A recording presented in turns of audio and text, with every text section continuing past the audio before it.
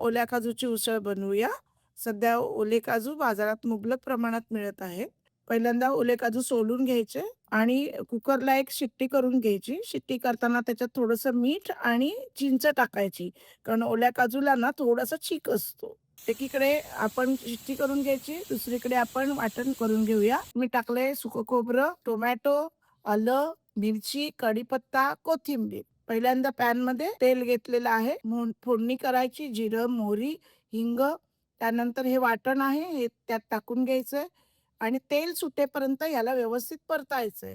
तेल सुटत आलं की यामध्ये हळद, ही धने जिरे पावडर, गोडा मसाला, गरम मसाला आणि आपली काश्मीरी लाल पावडर असं टाकायचंय आणि त्यानंतर तेल सुटेपर्यंत एक वाफ काढून घ्यायची.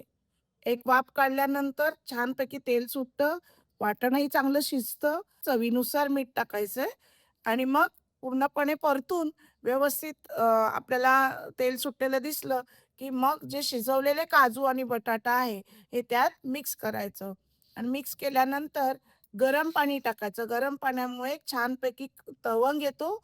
आणखीन त्याला छान उकळायला मदत होते. ओल्या काजूला एक स्वतःचीच वेगळी चव असते. आपण कांदा आणि लसूण टाकलं तर ती चव ना आपल्याला नीटशी कळत नाही.